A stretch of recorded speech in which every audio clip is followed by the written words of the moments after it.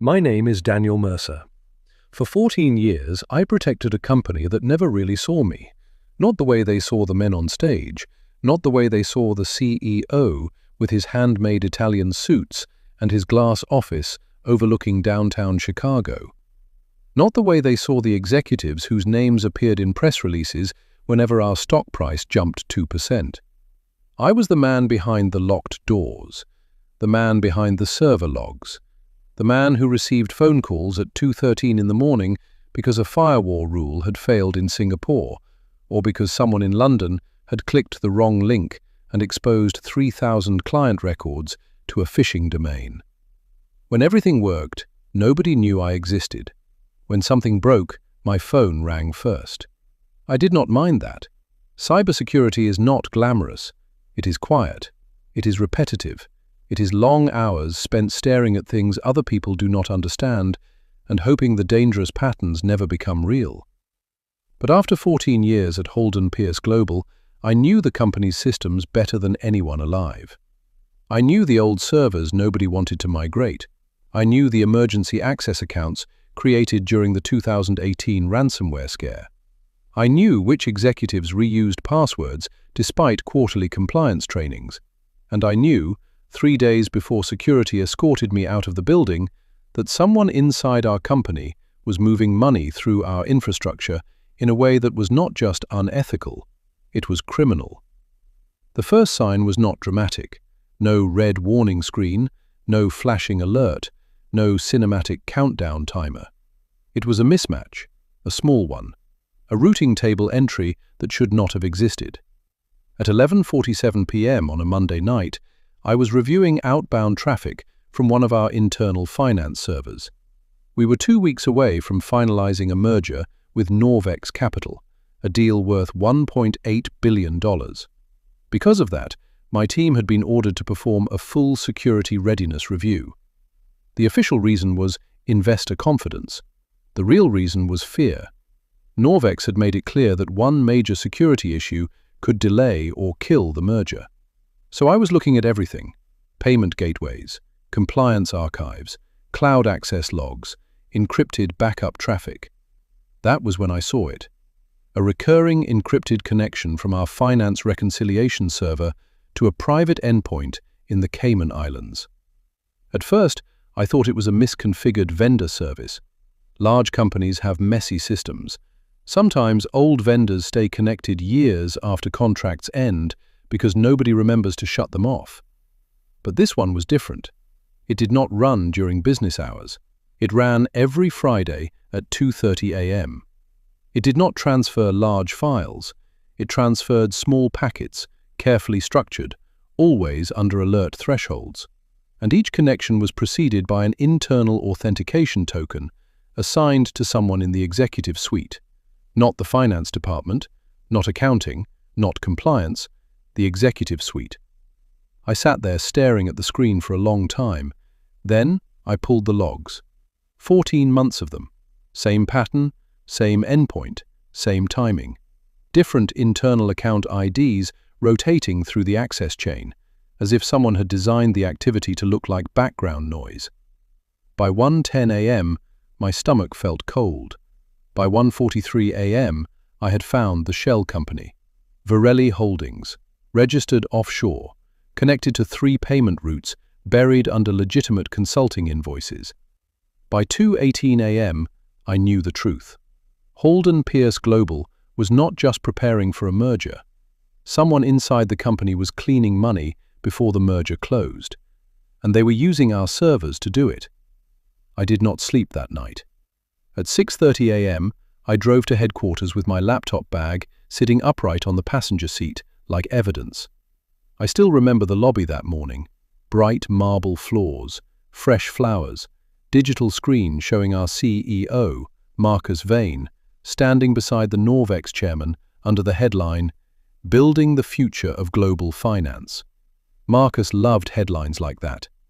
He had become CEO 6 years earlier after pushing out the founder in what he called a necessary modernization.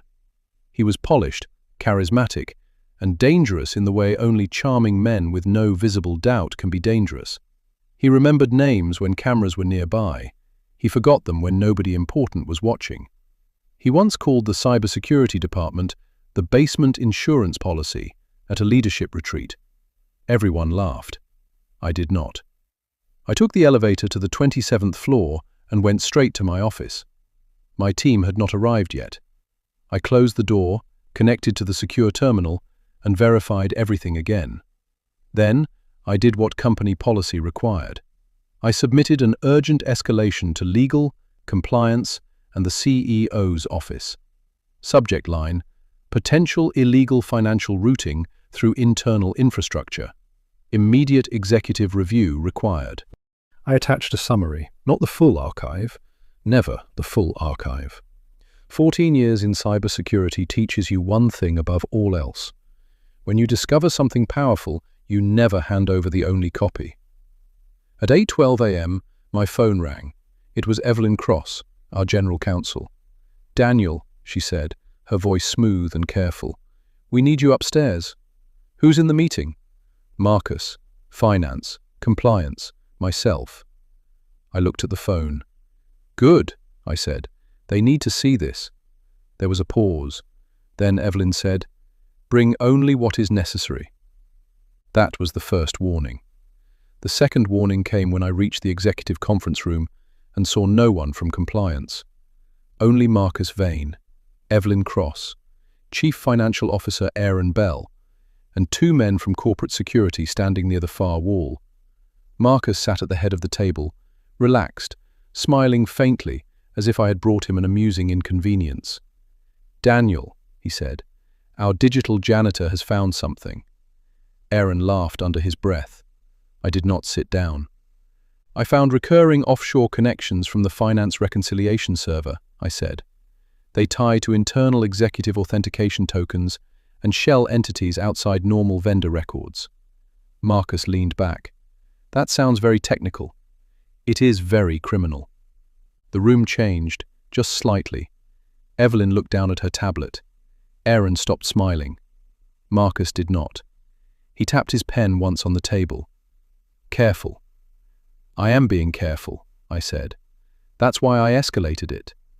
Marcus stood and walked toward the glass wall overlooking the city. "Daniel, do you know what happens when someone at your level uses words like criminal 2 weeks before a billion-dollar merger?" "Yes," I said. "If the concern is real, the company investigates before federal regulators do." He turned around. "And if the concern is not real, then the company documents that too." Marcus smiled wider. There was something rehearsed about it. "You've always been intense," he said. "That's what people say about you. Brilliant, but intense. Prone to worst-case scenarios. Paranoid even." I felt my face harden. This is not paranoia. It is server evidence. Evidence you accessed how? My job gives me access. To merger-sensitive finance systems. For security review. Authorized by the board audit request. Aaron shifted in his chair. Evelyn finally spoke. "Daniel, we need your laptop." I looked at her. "No." The word landed harder than I expected. Marcus raised his eyebrows. "No? I will provide evidence through a documented internal chain. I will not surrender my device in a closed room with no compliance officer present." Marcus looked toward security. That was when I understood. This meeting had never been about reviewing evidence. It had been about containing me. He walked closer until he stood across the table from me.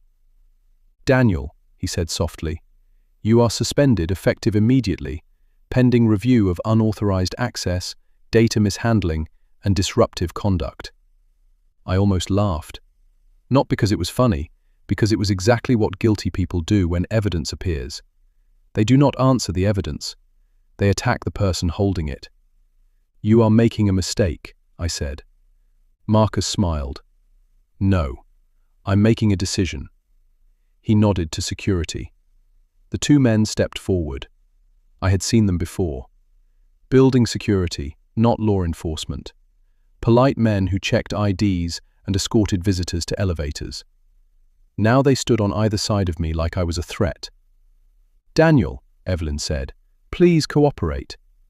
I picked up my laptop bag. Marcus's eyes moved toward it. "That stays here." "No," I said. "It does not." One security guard reached for the strap. I looked him directly in the eye. "This device contains privileged security materials. If you touch it without written authorization, your name becomes part of the chain of custody." His hand froze. Marcus laughed. It was quiet at first, then louder. A theatrical laugh meant for the room, meant for the people watching through the glass walls outside. "You hear that?" he said. "Chain of custody. This is what I mean." He opened the conference room door himself. Employees on the executive floor turned to look. Marcus raised his voice. "Ladies and gentlemen, a lesson. Paranoid people don't belong here. They see ghosts in systems built by better minds." No one laughed at first. Then Aaron did. Then two assistants near the coffee station smiled because they did not know what else to do. Security guided me toward the elevator, and Marcus followed. He followed because he wanted the performance to continue. As we passed rows of desks, heads turned. People I had protected for years watched me walk by as if I had done something shameful. A junior analyst named Priya stood halfway from her chair, eyes wide. "Daniel?" she said. I shook my head once. Not here. Not now. At the elevator, Marcus stopped behind me. He put one hand in his pocket. 14 years, he said, loudly enough for everyone nearby to hear. And this is how you end it, with conspiracy theories. I stepped into the elevator. Before the doors closed, Marcus leaned slightly forward and smiled. "Enjoy your little archive," he said. That was his mistake, because I had never told him I had one. The doors closed. Security escorted me through the lobby and out into the cold morning air. I stood on the sidewalk with my laptop bag in one hand and my employee badge disabled before I reached the parking garage. 14 years, gone in 12 minutes. I sat in my car and did not start the engine. My hands were steady. That surprised me. I had imagined that if something like this ever happened, I would be furious. I would shout. I would argue. I would demand to be heard. But I felt nothing loud, only clarity. Marcus had confirmed 3 things. He knew about the routing, he feared the archive, and he believed humiliating me in public would make everyone else ignore what I had found. That was a CEO's instinct. Control the room, control the story, control the people who might speak. But cybersecurity does not care who controls the room. Logs do not get embarrassed. Metadata does not laugh. Timestamps do not forget. I drove home. At 10:04 a.m., my company email access disappeared. At 10:07 a.m., my remote credentials were revoked. At 10:11 a.m., my phone began receiving messages from co-workers. "Are you okay? What happened? Marcus said you accessed restricted files. Did you really threaten the merger?" I answered none of them, not because I did not trust them, because I did not know who was watching. By noon, the internal company announcement went out. I knew because Priya forwarded it to my personal email from an account I did not recognize. The message said, "Holden Pierce Global has suspended a senior cybersecurity employee pending investigation into unauthorized system access and potential breach of internal data protocols. The company remains fully secure and merger operations are unaffected." No name, but everyone knew. At the bottom, Marcus added a personal note. In moments of transformation, organizations must reject fear and remain committed to confidence, discipline, and truth. Truth. I stared at that word for a long time. Then I opened my safe. Inside was a hardware-encrypted external drive. Not illegal, not stolen. A protected incident archive created under our own cybersecurity escalation policy, which allowed senior security officers to preserve evidence in suspected regulatory violations.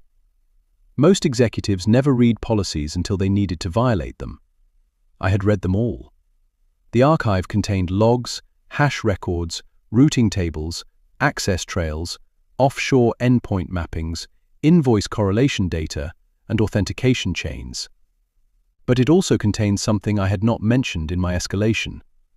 Audio, not from hidden microphones, from recorded executive security review calls stored automatically in our compliance platform. 6 months earlier, Marcus and Aaron had discussed rerouting sensitive flows before merger disclosure deadlines. At the time, the phrase had seemed meaningless. Now it had context. I spent the next 6 hours creating 3 packages, one for the board audit committee, one for federal investigators, one for my attorney. I did not send anything yet. That was the hardest part. When you have proof, your first instinct is to throw it at the people who lied about you. But timing matters. So does chain of custody. So does not letting arrogant men know how much danger they are in until the door is already locked behind them. At 6:42 p.m., I received a call from an unknown number. I almost ignored it. Then I answered. Daniel Mercer? Yes. My name is Laura Chen. I'm an attorney with Whitcomb and Hale. I represent whistleblowers in corporate fraud matters. You were referred to me by someone who said your situation is urgent. Priya, of course. Priya's husband worked in regulatory law. I closed my eyes for a second. What did she tell you? That you were removed after reporting possible offshore financial routing. She should not have told you that. She didn't give details, only enough for me to call. Do you have evidence? Yes. Do you still have access to company systems? No. Good. Do not attempt to access anything further. Do not contact employees about the evidence. Do not send anything to the CEO, legal, or finance. And Daniel? Yes? If what you have is real, you are not dealing with a workplace dispute. You are dealing with people who will try to make you look unstable before they make you look criminal. They already started. Then we move before they do. By 9:30 that night, I was in Laura Chen's office. She was small, calm, and terrifyingly precise. She reviewed the evidence index without touching the original drive. She asked questions in a sequence that told me she had done this many times. How was the archive created? Under what policy? Who authorized your security review? Were logs altered? Did you preserve hash values? Did you make personal copies before or after termination? Did you access anything after credentials were revoked? I answered everything. At 11:15 p.m., she leaned back. This is serious. Yes. No, she said. I mean serious in the way people go to prison serious. For the first time that day, I felt the weight of it. Not satisfaction, not revenge, weight. Because companies are not just logos and stock tickers.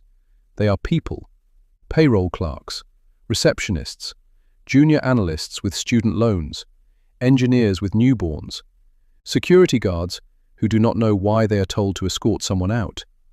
If Marcus had used Holden Pierce to move illegal money, the damage would not stop with him. Mergers collapse downward. Executives deploy golden parachutes. Ordinary employees hit the ground. Laura folded her hands. We need to notify the appropriate authorities immediately. The merger timeline makes this urgent. How long does that take? It already started. I looked at her.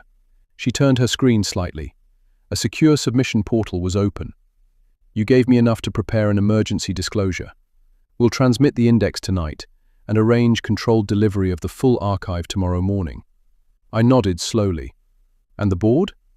We notify the independent audit chair after federal contact is established, not before. Why? Because if the board has been kept in the dark, they need protection.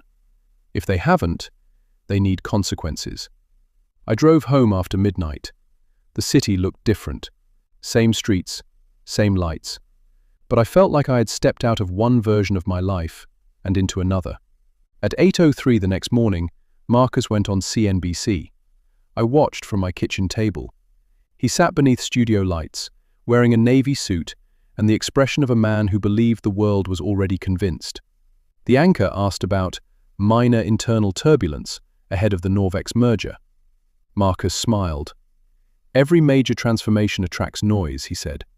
Strong companies do not let fear-based narratives distract from value creation. Fear-based narratives. That was me now. A narrative. The anchor asked whether cybersecurity concerns had been raised internally. Marcus looked directly into the camera. Our systems are secure, our governance is strong, and our leadership team is fully aligned. I paused the video. Fully aligned. That phrase appeared in one of the archived calls. Aaron had said it after Marcus asked whether the Varelli channel could remain undisclosed until after closing. We are fully aligned. I sent the timestamp to Laura. She replied 9 minutes later. Do not post. Do not respond. Preserve the clip. So I stayed silent. Marcus spent the rest of that day building his version of the truth. Internal company chat was flooded with leadership messages. The merger is safe. The allegations are baseless. The suspended employee violated access boundaries. By afternoon, someone leaked my name to a business blog. Former Holden Pierce Cybersecurity Director.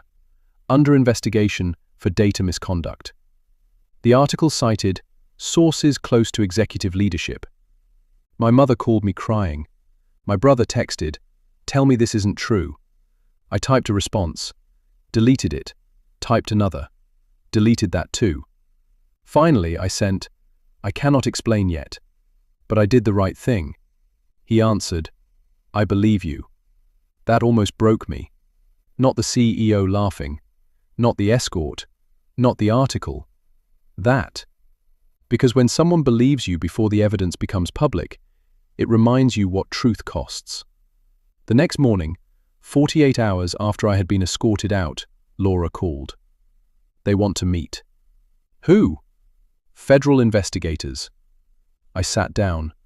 When? Today. The meeting took place in a federal building with beige walls and no drama. That surprised me too. Real consequences do not always begin with flashing lights. Sometimes they begin with 3 people in a quiet room asking exact questions. Special Agent Miriam Holt did most of the talking. She had grey eyes, a plain black suit, and a way of listening that made exaggeration feel impossible. Beside her sat a forensic accountant named Rafael Ortiz, who looked at my routing diagrams the way a surgeon looks at an X-ray. For 4 hours, I walked them through everything. The Cayman endpoint, the internal tokens, the invoice masking, the shell entities, the Friday transfers, the executive calls, the compliance archive.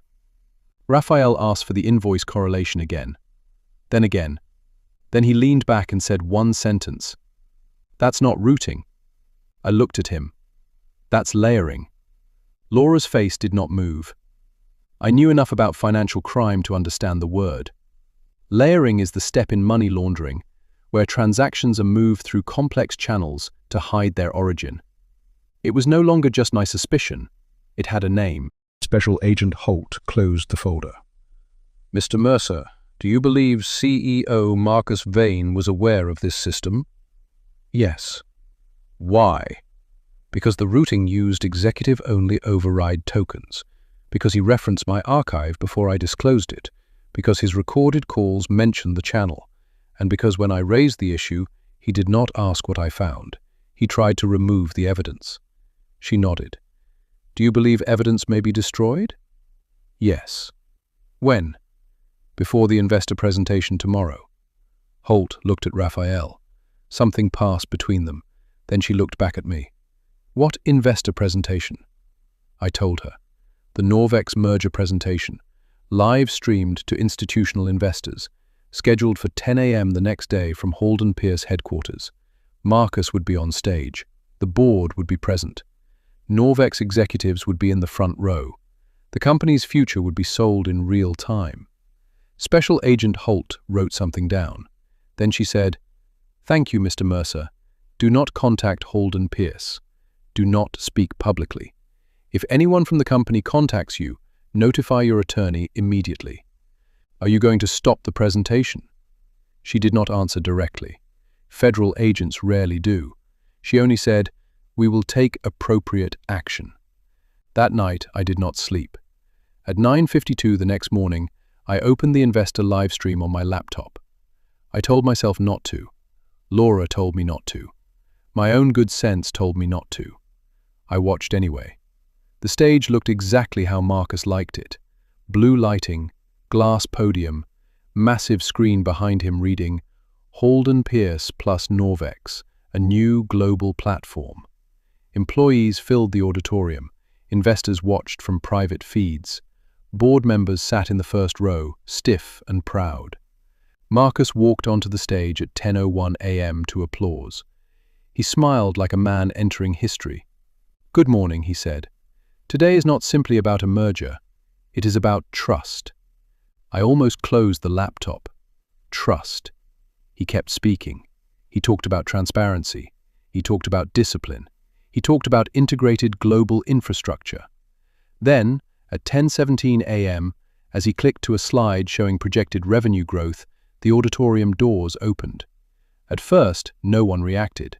People enter presentations late. Assistants move quietly. Security shifts. But these people did not move like assistants. 6 of them. Dark suits. Badges visible. 2 went to the side aisle. 2 moved toward the back control booth. 1 approached the board row. And Special Agent Miriam Holt walked straight toward the stage. Marcus stopped mid-sentence. The room made a sound I will never forget. Not a gasp, not a scream. A collective intake of breath from hundreds of people realizing that something unscripted had entered a room built entirely on script. Marcus looked down from the stage. "Can I help you?" Holt held up her badge. "Marcus Vane?" His face changed, only for half a second. But I saw it. Everyone saw it. The live stream audio caught murmuring near the front row. The Norvex chairman stood. Evelyn Cross rose from her seat, pale. Holt said something too low for the microphone. Marcus glanced toward the side of the stage, then toward the control booth, then toward the audience. He smiled, a smaller smile now. "Ladies and gentlemen," he said into the microphone, "there appears to be a procedural matter. We'll take a brief pause." The live stream cut to a holding screen, but someone in the auditorium kept recording on a phone. Within 20 minutes, the clip was everywhere. Federal agents entering Holden Pierce investor presentation. CEO approached during live merger event. Norvex Holden deal halted amid investigation. By noon, trading in Holden Pierce stock was suspended. By 1:30 p.m., Norvex issued a statement delaying the merger pending review. By 3 p.m., the business blog that had called me a disgraced cybersecurity director updated its article. By 4:45 p.m., my name appeared in a different headline. Former Holden Pierce cybersecurity director reportedly raised concerns before federal probe. Reportedly. That word did a lot of work. At 6:10 p.m., Laura called. "Are you watching the news?" "No," I lied. "Good. Keep not watching." "What happened?" There was a pause. "They executed warrants at headquarters and Marcus's residence." I closed my eyes. "And Aaron?" "Also named." "Evelyn?" "Unknown." I thought I would feel triumphant. I did not. I felt tired in a way sleep would not fix. "Daniel," Laura said, "there's something else."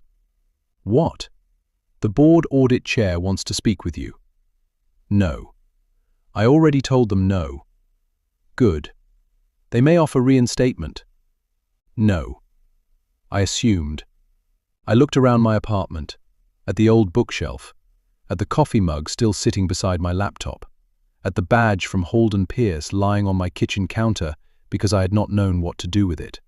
14 years. I had given them 14 years.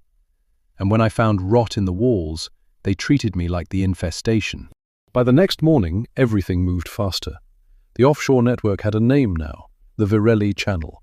3 shell companies, 12 masked vendor routes, executive approval tokens, millions moved in structured transfers, some linked to foreign consulting agreements, some tied to personal entities, some still being traced. Marcus resigned at 8:30 a.m. The board said he had stepped down to avoid distraction. No one believed that. Aaron Bell resigned 32 minutes later. Evelyn Cross was placed on administrative leave. Norvex withdrew from the merger by lunch. Holden Pierce lost 40% of its market value before trading was halted again. News anchors called it a corporate earthquake. Employees called it something else. Panic. People I had worked with began messaging me again. "I'm sorry. I should have said something. We didn't know. He lied to us." Priya sent only one message. "You were right." I stared at those 3 words longer than all the headlines, because that was the strange cruelty of being vindicated. Everyone finally sees what you saw, but only after they watched you bleed for saying it first. 2 weeks later, I was asked to testify before the board's independent review committee. Laura advised me to do it, not for them, for the record. The meeting took place in the same executive conference room where Marcus had suspended me. The glass walls had been frosted. The security guards were different. No one laughed. The interim chair, a woman named Nadine Keller, sat across from me with a folder she had clearly read twice. "Mr. Mercer," she said, "on behalf of the board, I want to apologize for the way you were treated." I looked at her. Was the apology approved by counsel? Her mouth tightened. Yes. Then I accept it as a legal statement. A few people shifted uncomfortably. Good. Nadine continued. "We would like to understand why you did not provide the full archive internally before going to federal authorities." I almost smiled. There were 2 reasons. "Please explain." First, I followed policy. I escalated the concern. The CEO, General Counsel, and CFO responded by suspending me without a compliance review. And second, I looked around the table. Because criminals do not get the only copy of the evidence. No one wrote for a moment. Then every pen moved at once. They asked about the logs, the access chains, the offshore endpoint, the recorded calls. They asked whether I believed others were involved. I answered carefully. Facts only. No guesses. No revenge. At the end, Nadine closed her folder. "There may be a future role for you here, if you are open to discussing it." "I'm not." She nodded as if she expected that. "May I ask why?" I looked toward the glass wall. Beyond it, employees moved quietly through the executive floor, the same floor where Marcus had turned my humiliation into a performance. Because a company that requires federal agents to learn the difference between loyalty and silence is not a place I can protect anymore. No one replied. I stood. Before I left, Nadine said, "Mr. Mercer." I turned. "For what it's worth, your archive may have saved the company." I thought about that. Then I said, "No, it saved the evidence. The company has to decide whether it wants to be saved." 3 months later, Marcus Vane was indicted. The charges were longer than the articles. Wire fraud, securities fraud, conspiracy to launder money, obstruction, false statements. Aaron Bell accepted a cooperation agreement. Evelyn Cross fought everything. Norvex never returned. Holden Pierce survived, but smaller. Hundreds lost bonuses.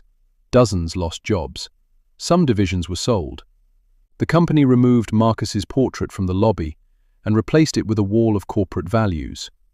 Integrity, transparency, accountability. Employees took photos of it and sent them to me with dark little jokes. I did not laugh.